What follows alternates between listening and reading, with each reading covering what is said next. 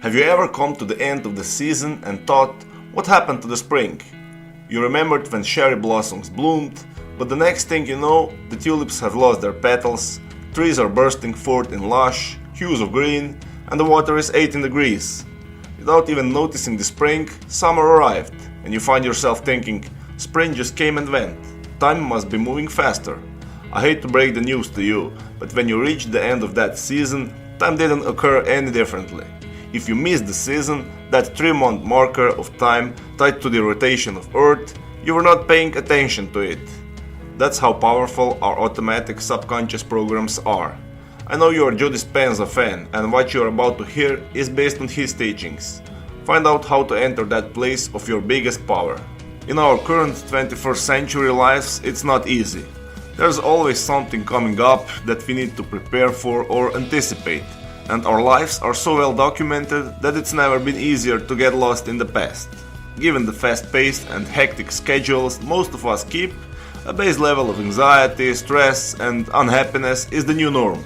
You may not even realize it, but this tendency to get sucked into the past and the future can leave you perpetually worn out and feeling out of touch with yourself.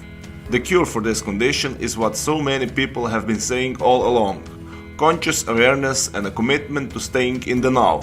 Living in the present moment is the solution to a problem you may didn't know you had. You might be thinking that all of this sounds great, but what does it actually mean to live in the present moment? How could we be living in anything but the present? Stay with us and find out. Being present-minded is the key to staying healthy and happy. It helps you fight anxiety, cut down on your worrying and rumination, and keeps you grounded and connected to yourself and everything around you.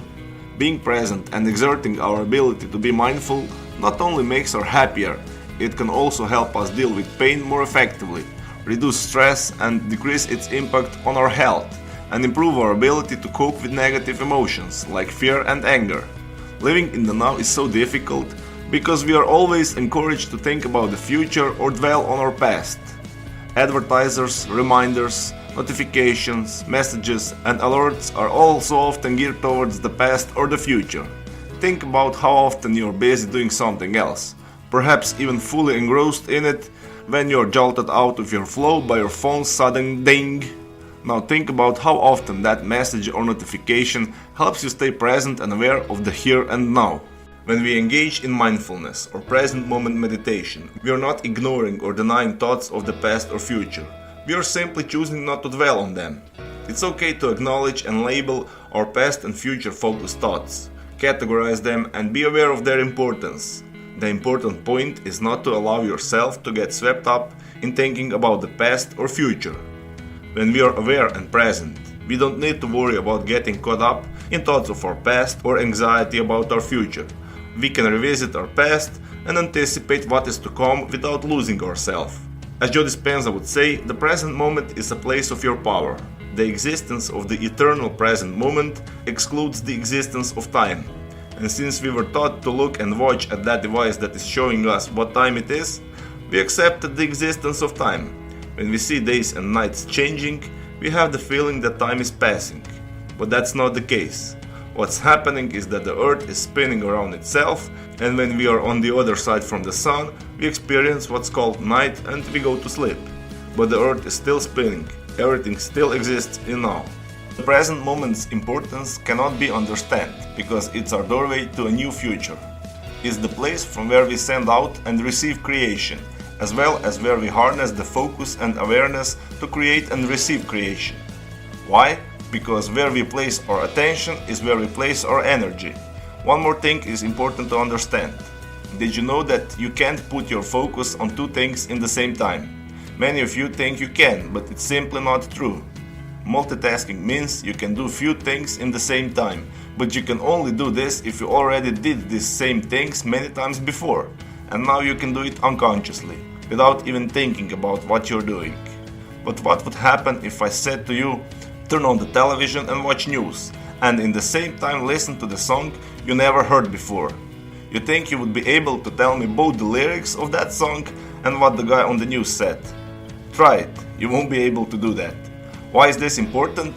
It's important because if you enter the present moment and you put your focus on the desired thing, or if you enter the picture where you already are the person you want to be, if you really focus on that, it's impossible to be distracted with limited thoughts from your subconscious mind. You will either focus on desired outcome or the limited thoughts. And if you keep repeating the process of being present and entering your desired new self, it will be easier every day to repeat that process, until you ultimately become that person. And then life simply has no choice but to give you the circumstances that reflect who you are. It's the law, as Joe Dispenza would say. There are a few things you can do to enter the present moment. You can start small since we are training our focus and attention, but as you begin to master the smaller exercises, create bigger ones for yourself. Here are 5 exercises to get you started. First one is, during some routine of your day, take time every day to observe a tree moving through the season. If not a tree, something that changes, grows or evolves. The second one is, find a spot in or near nature and for 3 to 5 minutes stop, close your eyes and listen to the sounds of nature and your surroundings. Let your consciousness follow the sounds. The third one is, choose a signifier in your life where every time you see it, you are reminded to open your heart. The fourth one is, look up into the night sky. Just be there and watch. And fifth one, my personal favorite, just sit down for 2 minutes, if possible in a quiet place.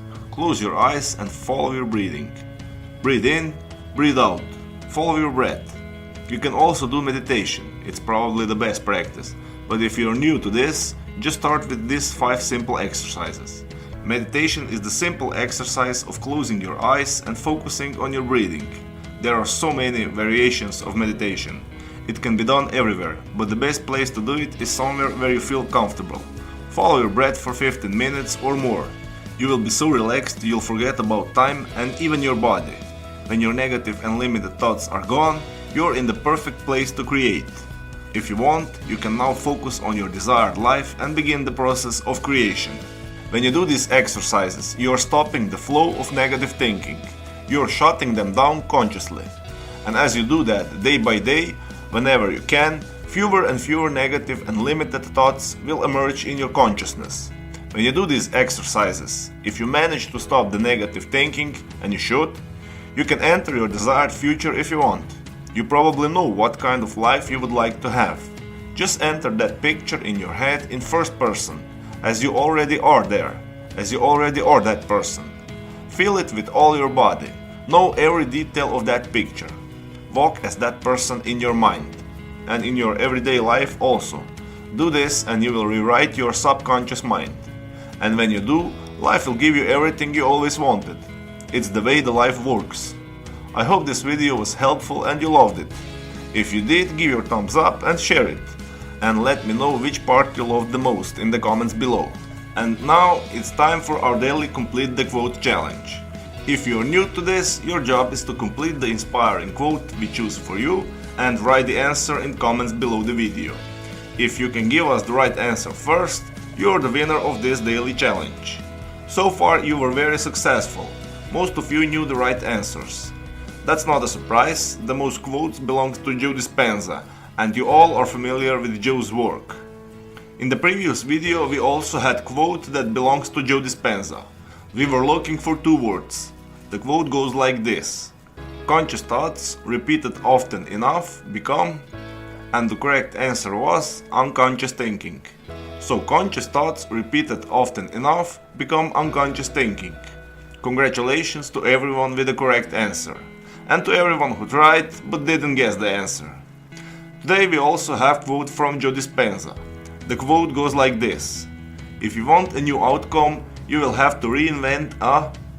So we are missing for 2 words. If you know the correct answer, write it down in the comment section.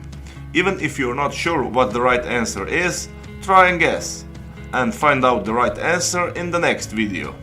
If you like this video and our challenge, give your thumbs up and share this video with your friends. Spread the word. And don't forget to subscribe and hit that bell button. By doing that, you will get notification when my new video and new challenge is out. If you really like what we do here and want to support us, you can join our channel and our community for a symbolic fee and gain many other additional features.